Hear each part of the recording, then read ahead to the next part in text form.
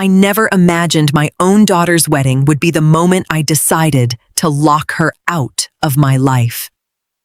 We were sitting at the dining room table, the exact spot where I'd served her breakfast before school for years. Harper fidgeted with the rim of her coffee mug, refusing to meet my eyes. Her wedding to Preston was just 3 weeks away. His family had more money than manners. Mom, Preston, and I have been talking. She started, her voice sounding weirdly rehearsed. We think it's best if you don't come to the wedding. I set my mug down on the saucer. The clink of porcelain was the only sound in the room. I didn't yell. I didn't clutch my pearls. I just watched her, waiting for the rest of her excuse. Preston's family is very particular. She went on, gaining confidence since I wasn't bursting into tears. They have certain standards. You're always just so blunt, so small town, and we really don't want any drama. I'm incredibly stressed with the planning, and I need this day to be perfect. It's just better for everyone.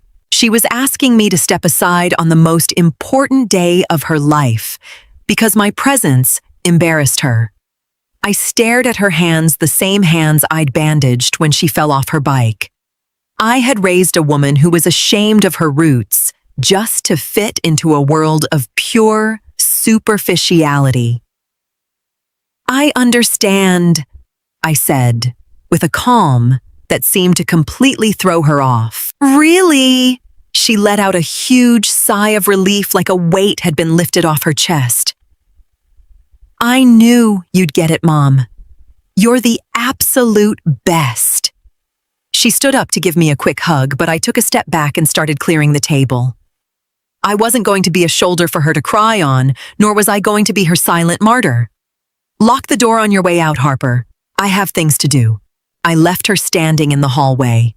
As I heard the deadbolt click, a cold, crystal-clear decision formed in my mind. If I wasn't good enough to be family for the celebration, I wasn't going to stick around to shoulder her responsibilities either. That same afternoon, I sat down at my laptop. The screen glowed in the quiet living room as I logged into my banking app. Months ago, Harper and I had opened a joint account. I had deposited a hefty sum, 2 years of my retirement savings, plus the money from selling a plot of land my late husband left behind. It was earmarked strictly for the wedding reception and the florist. She had the debit card tied to that account and was planning to make the final vendor payments by the end of the week. Without a second thought, I clicked the transfer option. I moved every single red cent back into my personal secure account, one only I had access to.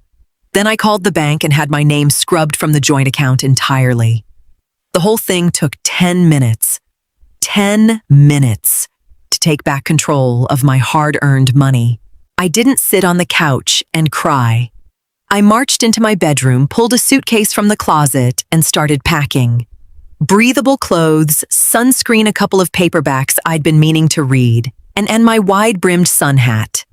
I'd always wanted to see the Florida Keys, to just soak in the Gulf Coast without a care in the world. The next morning, my phone buzzed on the nightstand. It was a text from Harper. Mom, the florist, tried to run the card for the final balance, and it was declined. Can you check the bank? It has to be a glitch. I read the text while sipping my chamomile tea. There was no glitch.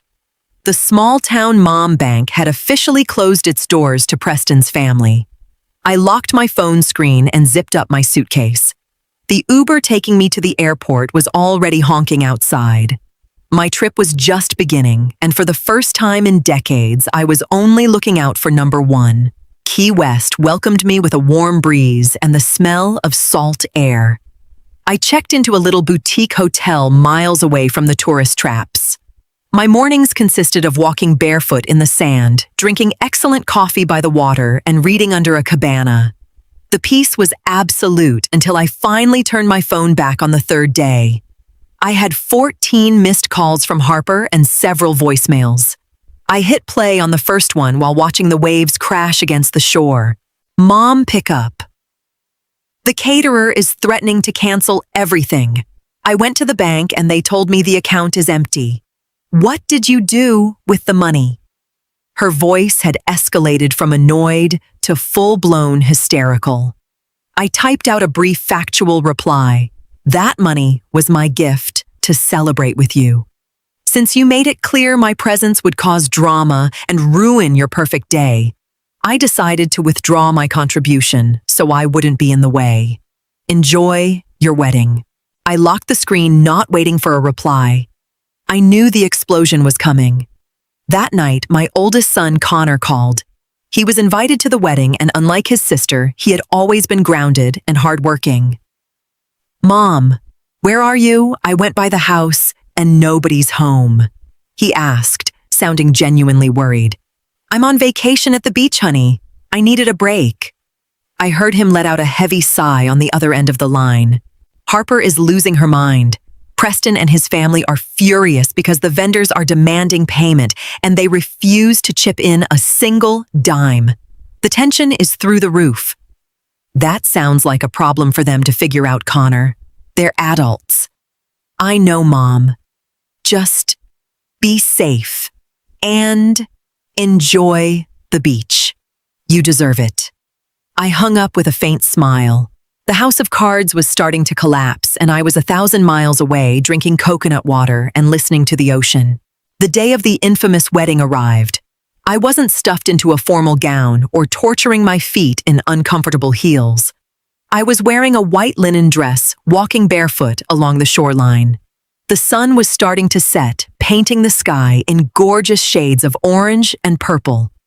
It was a beautiful sight, completely at odds with the chaos unfolding back home. My phone rang. It was Connor. He was breathing heavily, and in the background I could hear a thick murmur of voices punctuated by muffled yelling. "Mom, it's off," he said bluntly. I stopped dead in my tracks, letting the tide wash over my ankles. What happened? A total train wreck. Preston and Harper got into a massive blowout right in the church vestibule.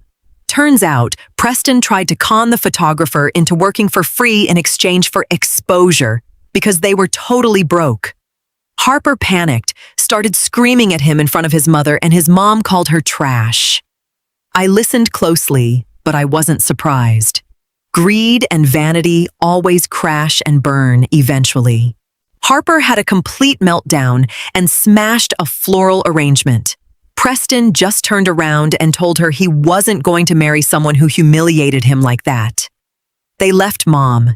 He and his whole snobby family literally left her at the altar. A heavy silence hung between us. I didn't take joy in her misery, but I didn't feel the urge to swoop in and save her either. "Where is she now?" I finally asked. "Crying in the reception hall. And it gets worse, Mom. The venue owners and planners locked the doors. They're demanding the cancellation balance be paid in full today. Nobody can take anything out until they pony up the cash." Connor paused, his voice dropping an octave. "Harper says she's going to call you. She wants you to pay for the mess." Barely 5 minutes after I hung up with Connor, my screen lit up with Harper's name. I let it ring 3 times before picking up. I didn't want her thinking I was sitting around waiting on her. "Mom?" She sobbed the second the call connected. "It's a nightmare. Preston left me. The wedding is canceled. I'm very sorry to hear that, Harper." I replied, keeping my voice neutral and firm. "I need your help." Her voice cracked, but then immediately hardened back into her usual demanding tone. "The venue and the vendors are hitting me with insane penalty fees. It's over $25,000. You need to wire me the money you took out of the account right now, or they're going to sue me." I sat down in a beach chair, watching 2 seagulls fight over a scrap of bread in the sand. The sheer audacity of her demand was almost laughable. She cuts me out to avoid drama, and now expects me to bankroll the biggest drama of her life. "I'm not doing that, Harper." "What, Mom?" "I'm your daughter. You can't just leave me high and dry. You have that money. It was for the wedding. It was to celebrate a wedding I was uninvited from," I clarified calmly. "The money went back into my savings. You signed the contracts with those vendors to impress Preston's family. It is your responsibility and his to deal with the fallout. I don't have a dime. I quit my job because Preston said he'd support me after we got married. I'm coming to live at your house tonight. I have nowhere else to go. No, Harper. You are not coming to my house. I have keys. Mom, she shrieked, and then the line went dead. I stared at the black screen. I knew it wasn't an empty threat. She was used to treating my house like her personal fallout shelter whenever things went sideways. But this time, the shelter was permanently closed. Harper's threat to barge into my home didn't scare me, but it did make me act fast. I wasn't about to let my house become ground zero for her emotional collapse, much less. Let her rummage through my things, looking for valuables to pawn off for her debts. I scrolled through my contacts and found Frank, a trusted neighbor who ran a small locksmith business a few blocks away.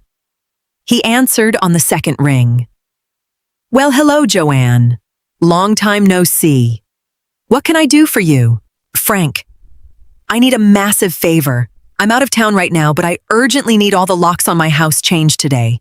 The front door, the back patio, and the garage side door. Is everything okay, Joanne? Did someone break in? Something like that, Frank. I just need to make sure nobody gets in without my permission.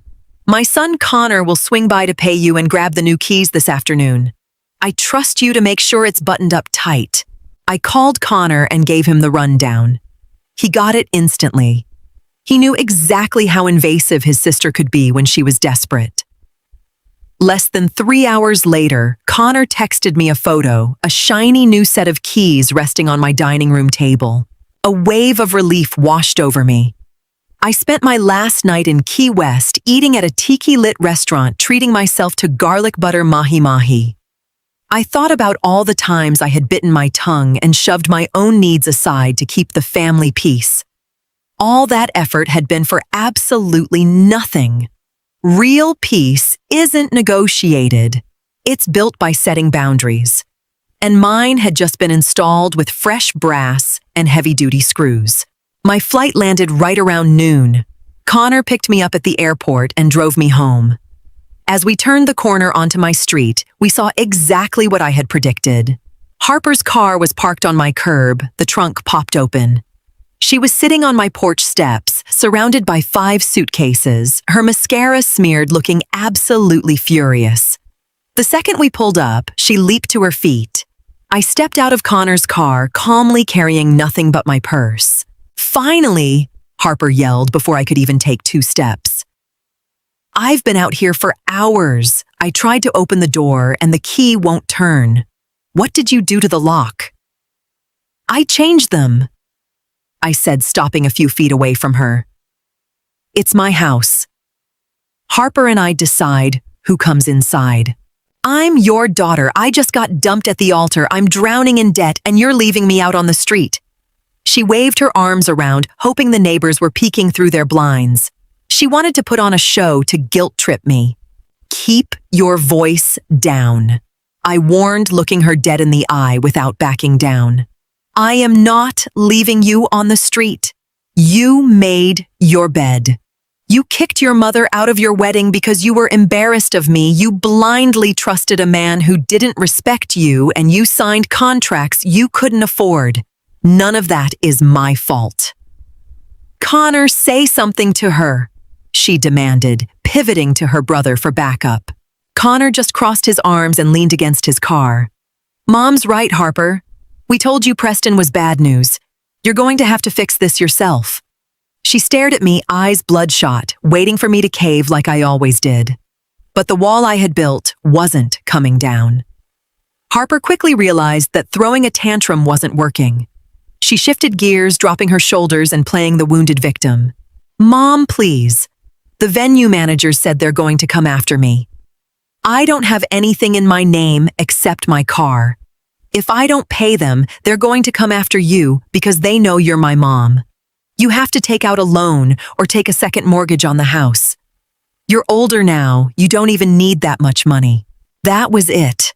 That was the absolute confirmation that she didn't feel a shred of genuine remorse, just cold, hard self-interest. She wanted me to risk the roof over my head in my retirement just to save her public image. I walked up to the steps, but I didn't reach for my keys. I stood on the bottom step looking up at her, yet feeling 10 feet tall. Listen to me very carefully, Harper, because I'm only going to say this once. I am not taking out a second mortgage. I am not getting a loan. And for the record, I just signed legal paperwork transferring this property into a trust controlled by me and Connor. You cannot touch this house. Not to live in, not to sell, and sure as hell, not to use as collateral for your mistakes. Her jaw literally dropped. All the color drained from her face. You did what? I protected my future. Since I stopped being your mother the day you cut me from your wedding, I realized my financial obligations to you were over too. If the debt collectors come calling, give them the address to Preston's fancy country club estate. As for me, leave me alone. I turned my back to her, asked Connor to bring my suitcase to the porch, and walked up the steps. I slid the new key into the deadbolt and turned it, listening to the deeply satisfying metallic click. I walked inside and shut the door behind me. Through the living room window, I watched Harper standing frozen on the porch, finally grasping the reality that her safety net was gone. Connor gave her a wave from the car and drove off, leaving her alone with her luggage. The following days were a parade of desperate attempts. Preston suddenly crawled out of the woodwork and had the nerve to show up at my door, demanding I pay half the cancellation fees to preserve the honor of both families. I didn't even unlock the screen door. I reminded him that he was the one who ran away from the altar and suggested he pawn his designer watch if he was so strapped for cash. He stormed off, muttering curses under his breath, proving that he and Harper truly deserved the mess they made. Then came the texts from distant aunts and cousins. Harper had spun them some wild, distorted story where I was a monster who threw her on the street over a simple misunderstanding. Joanne family needs to stick together during hard times, my sister-in-law texted. I didn't even bother arguing. I've learned that people who judge you without hearing your side of the story aren't worth your time. I went into my phone settings, silenced notifications from the flying monkeys, and archived the chats. I didn't block Harper, but I put her on Do Not Disturb. She could write whole essays of complaints. I would simply ignore them. I cleaned the house, made a pitcher of fresh lemonade, and sat out on the back patio. For the first time all week, there was no yelling, no demands, no drama. Having complete control over my own life was a quiet luxury I refused to ever lose again. 3 months went by. The scandal of the canceled wedding eventually fizzled out, replaced by fresh town gossip. Harper had to sell her car and go back to work. She moved into a rented room downtown. I only know this because Connor mentioned it in passing during one of our Sunday dinners. I didn't press for details. I had made a strict rule for myself. Harper's life was no longer a topic of conversation in my house unless absolutely necessary. One Tuesday afternoon, while I was watering the bougainvilleas on the porch, my phone buzzed in my apron pocket. I pulled it out and saw a short text on the screen. It was from Harper. Mom, things have been really tough. I know you're mad, but I need you. Can we talk? I miss my house. I read the text twice. I noticed her exact choice of words. I miss my house, not I miss you. The manipulation was still there, just dressed up as nostalgia. I slipped the phone back into my pocket without replying. I didn't feel guilty, and I didn't feel that suffocating tightness in my chest anymore. I looked at the bright pink flowers on my porch, felt the late afternoon sun on my face, and took a deep breath. I had spent most of my life bending over backward, cleaning up other people's messes and apologizing for taking up space. But not anymore. I had cut the cord, tying me to my own daughter's toxicity, and as hard as the choice had been, the payoff was priceless. After all, she was the one who kicked me out to avoid drama. I just took her up on the offer permanently. I picked up the hose, smiled, and went back to watering my garden. My life finally was entirely my own. Sometimes the greatest act of self-love is learning to lock the door. We're taught that family means putting up with everything that our role is, to be an endless well of support, even if it means fading into the background, or letting ourselves be treated poorly. But the quietest, most powerful lesson here is that peace of mind is non-negotiable. Setting hard boundaries isn't revenge, a temper tantrum, or cruelty. It's simply letting go of control and letting others carry the weight of their own choices. You don't have to set yourself on fire to keep other people warm. In the end, choosing your own peace and walking away from places where you aren't valued doesn't make you a bad person. It makes you someone who finally remembered what they're worth.